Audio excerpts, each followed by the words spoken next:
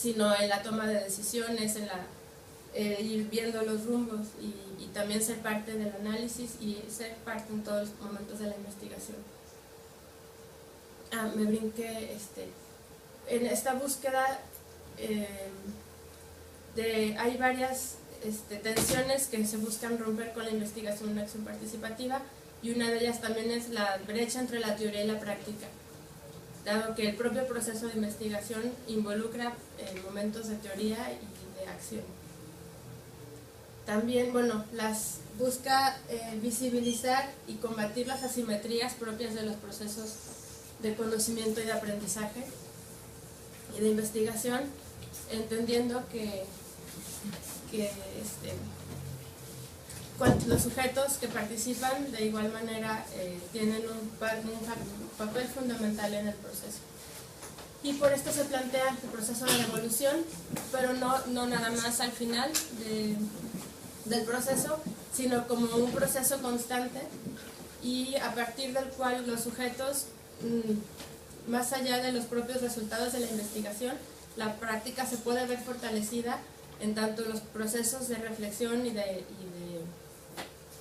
análisis que se van llevando a cabo.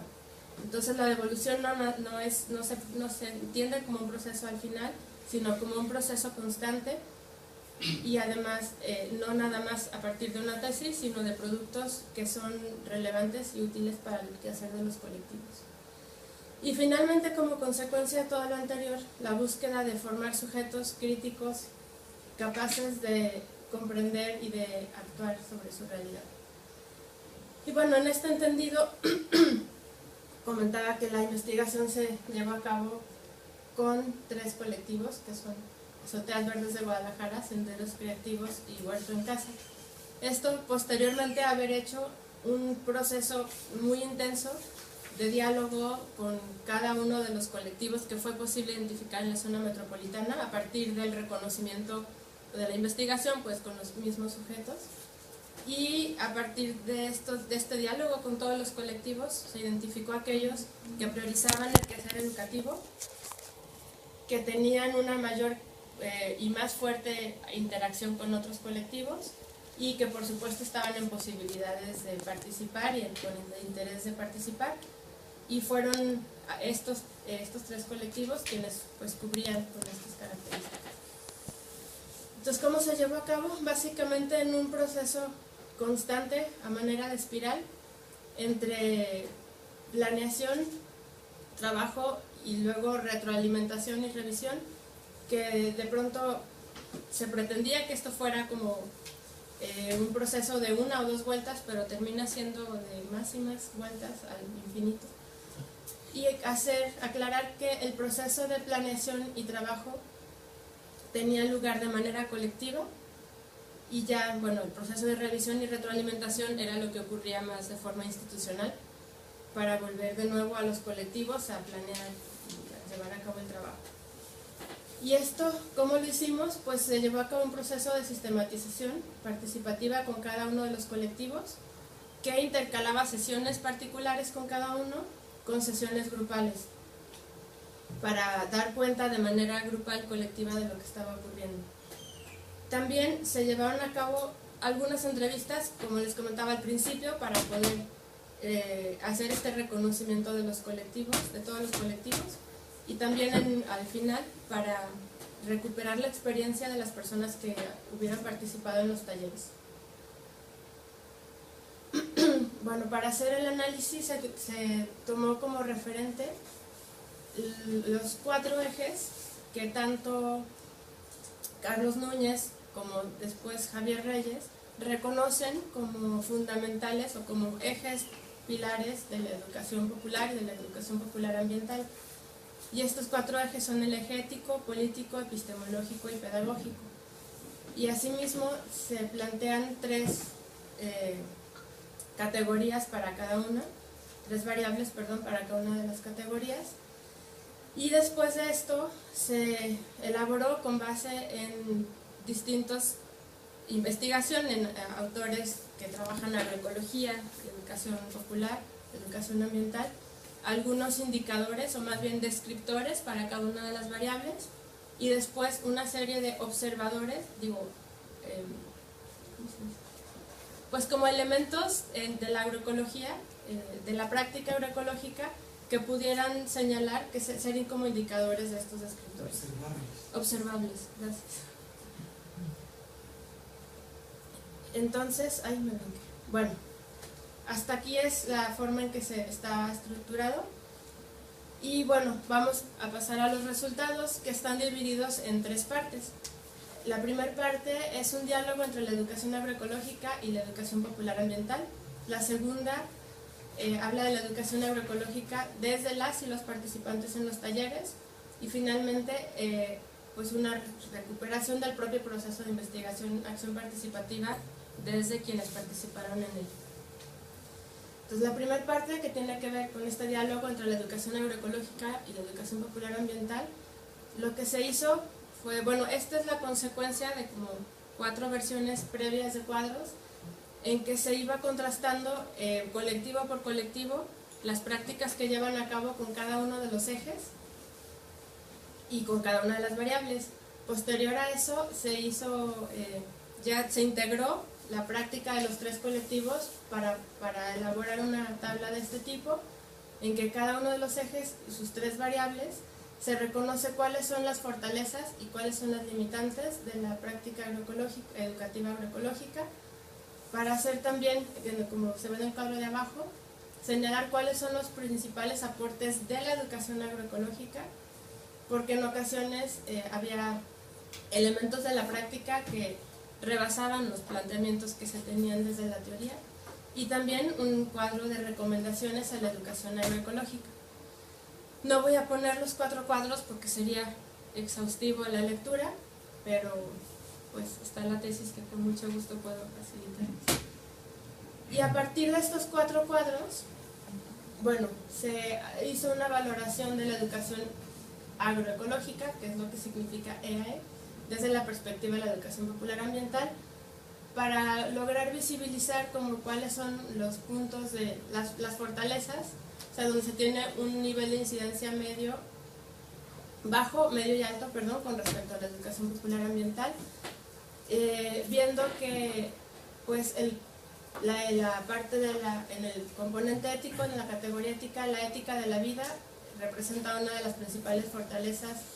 de la educación agroecológica, en el sentido del reconocimiento de las interacciones y la interdependencia de los seres a partir de prácticas concretas.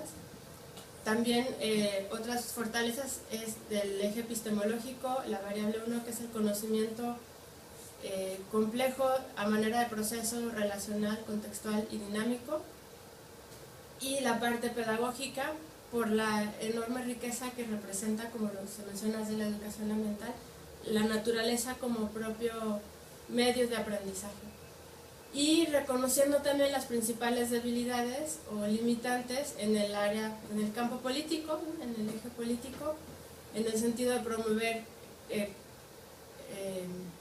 situaciones de cambio social, autonomía y autogestión, y también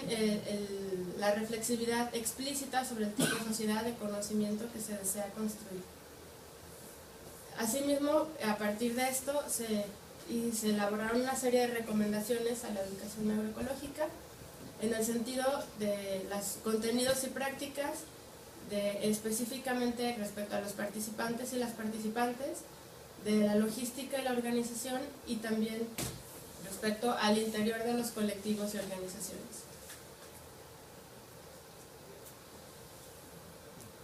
Finalmente, en este sentido del diálogo, pues se reconoce la manera en que ambas, la educación agroecológica y la educación popular ambiental, se enriquecen recíprocamente. Voy a leer brevemente. La educación agroecológica aportando, como les comentaba, un elemento fundamental que en ningún tratado o conceptos teóricos son rebasados ampliamente por la práctica que representa en un agroecosistema, por ejemplo. Entonces, en este sentido de la ética del cuidado de las interrelaciones, también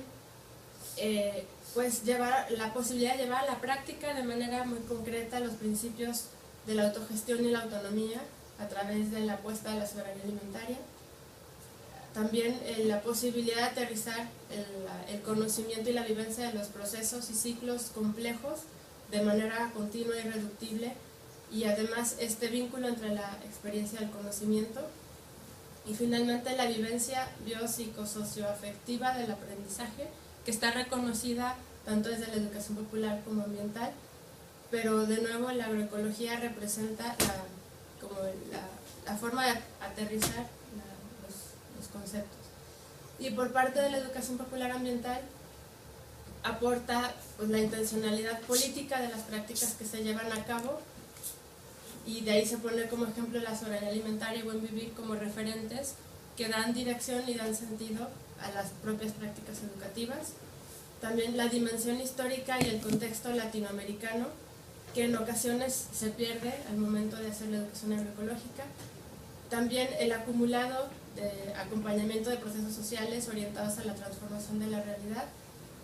así como también el acumulado del acervo referente a pedagogías críticas y metodologías participativas.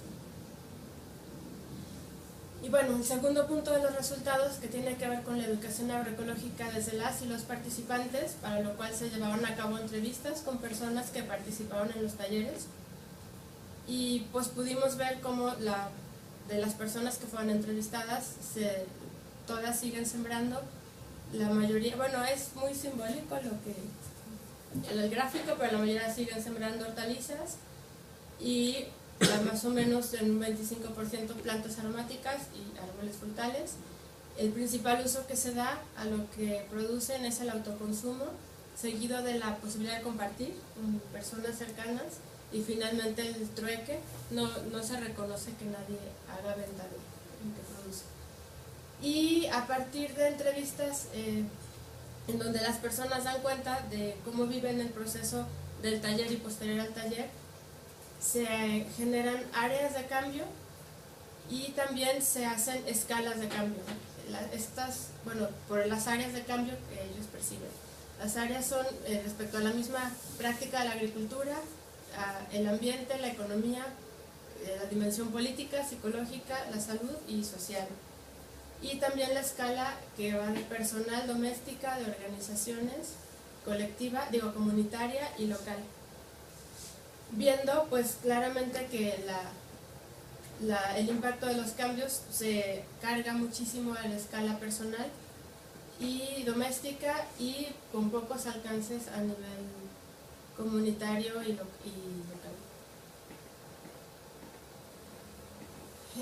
En cuanto al propio proceso de investigación acción participativa, hay mucho que se generó, pero por mencionar algunas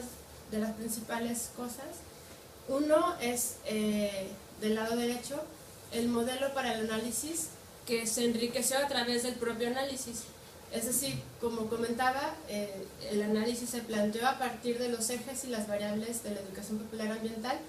y se identificaron algunos descriptores y observables desde la educación agroecológica, pero este propio modelo que nos sirvió para el análisis fue enriquecido a partir de la práctica. Y bueno, es difícil ver todo lo que dice.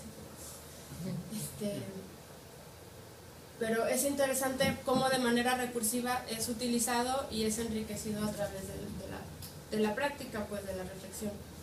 También se trabajó mucho por interés de los propios colectivos y porque así surgía, como cuál era la relevancia de las personas que llevan a cabo los talleres, ¿no? Los procesos formativos, identificando que van más allá de la mera transmisión de conocimientos y por lo tanto que tienen que ver no solo con la experiencia en agroecología, sino en formación. Entonces identificaban algunos rubros de habilidades sociales, conocimientos y experiencia, y habilidades profesionales que se identifican importantes en los formadores en la agroecología. Y bueno, algunas reflexiones del equipo, así muy sintetizadas. Respecto a las prácticas educativas, se identifica como el núcleo de las prácticas, las relaciones que se generan en ellas y los propios retos que representan para los formadores, tanto como para las personas que participan. En contraparte con los indicadores que usualmente son los que se usan para evaluar estos proyectos, y que incluso cuando los propios colectivos generamos los